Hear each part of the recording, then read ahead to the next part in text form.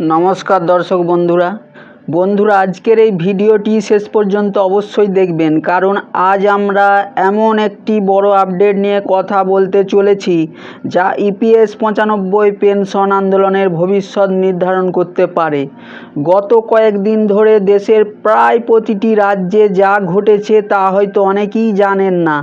শত শত পেনশনভোগী রাস্তায় নেমেছেন, সাংসদদের বাড়ির সামনে গিয়েছেন, কার্যালয়ের সামনে অবস্থান করেছেন, স্মারকলিপি দিয়েছেন। আবার অনেক সাংসদের কাছ থেকে গুরুত্বপূর্ণ আশ্বাসও পেয়েছেন।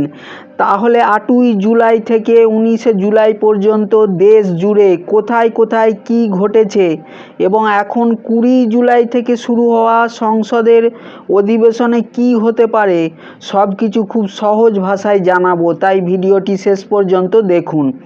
এই আন্দোলনের পরিকল্পনা হঠাৎ করে তৈরি হয়নি।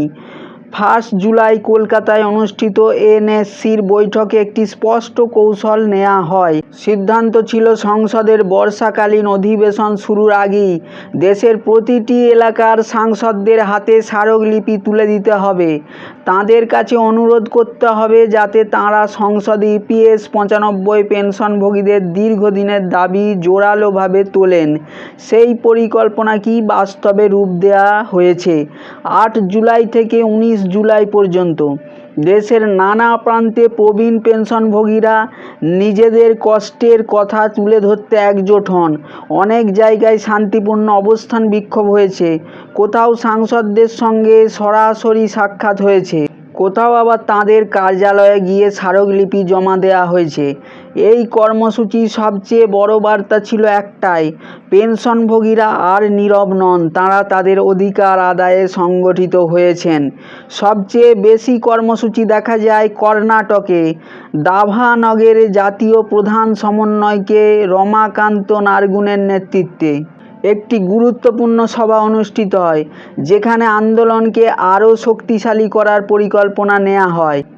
একই সময়ে কুমারী প্রিয়াঙ্কার বাসভবনে স্মারকলিপি দেয়া হয়। বেঙ্গালুরুতে সাংসদ পিসি মোহনের বাড়ির সামনে অবস্থান কর্মসূচি পালন করা হয়। তুমকুরে কেন্দ্রীয় মন্ত্রী সুমন্নার বাসভবনের সামনেও প্রতিবাদ হয়। সেখানে আন্দোলনকারীরা একসঙ্গে স্লোগান দেন যে আমরা সবাই এক এবং আমাদের দাবি পূরণ করতেই হবে। চিকমাগালুরে সাংসদ কোটে শ্রীনিবাস পূজারের বাড়ির সামনেও একইভাবে আন্দোলন হয়। এরপর আসে মান্ডার ঘটনা। কেন্দ্রীয় মন্ত্রী কুমারস্বামীর বাড়ির সামনে পেনশনভোগীরা জড়ো হন। মন্ত্রী উপস্থিত না থাকায় তাঁর ব্যক্তিগত সহকারীর সঙ্গে দীর্ঘ আলোচনা হয়।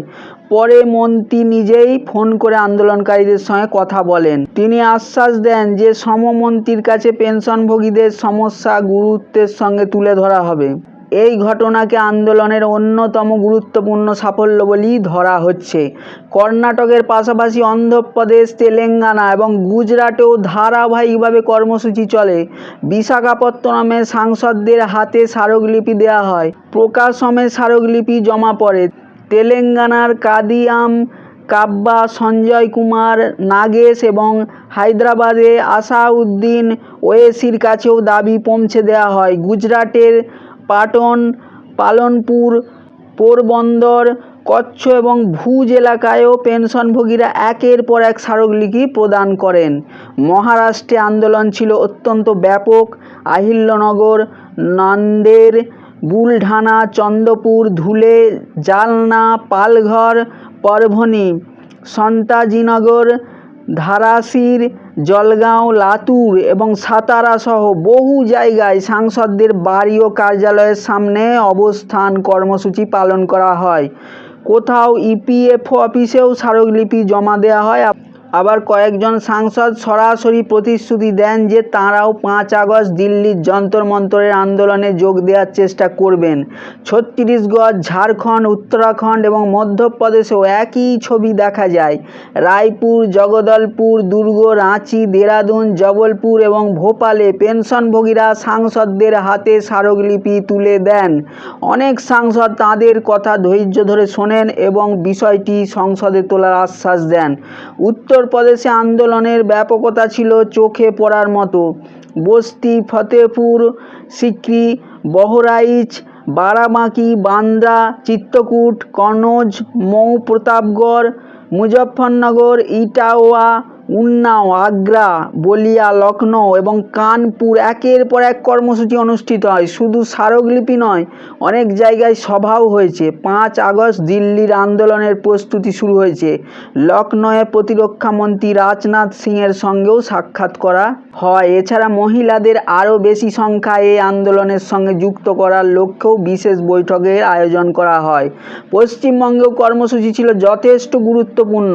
হাওড়ায় সাংসদ প্রসূন বন্দ্যোপাধ্যায়ের কার্যালয়ে স্মারকলিপি জমা দেওয়া হয়।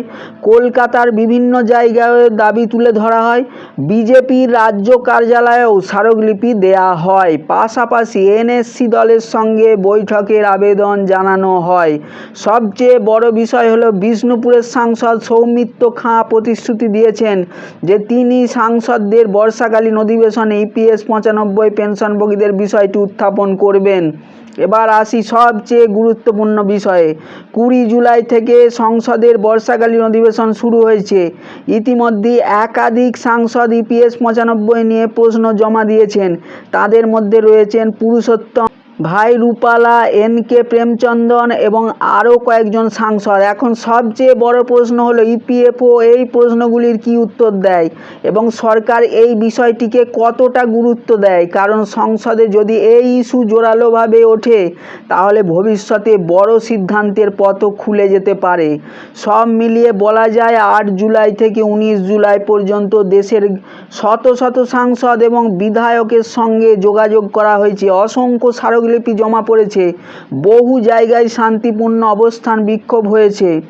আবার অনেক জনপ্রতিনিধি 5 আগস্টের দিল্লি আন্দোলনের সমর্থন জানিয়েছেন এবং সংসদে পেনশনভোগীদের দাবি তোলার প্রতিশ্রুতিও দিয়েছেন। এখন দেখার বিষয় এই আন্দোলনের পরবর্তী ধাপ কতটা শক্তিশালী হয় এবং সংসদের ভেতরে এই বিষয়টি কতটা গুরুত্ব পায়। তাই আগামী কয়েকদিনের প্রতিটি আপডেট অত্যন্ত গুরুত্বপূর্ণ হতে চলেছে। আপনাদের কি মনে হয়, এই আন্দোলনের ফলে কি ইপিএস 95 পেনশনভোগীদের দাবিগুলি এবার গুরুত্ব পাবে? অবশ্যই কমেন্ট করে আপনার মতামত জানান। আর এমন প্রতিটি গুরুত্বপূর্ণ আপডেট সবার আগে পেতে ভিডিওটি লাইক করুন, চ্যানেলটি সাবস্ক্রাইব করুন এবং এই ভিডিওটি অন্য পেনশনভোগীদের কাছেও অবশ্যই শেয়ার করুন। আবার দেখা হবে পরবর্তী ভিডিওতে। ধন্যবাদ, নমস্কার।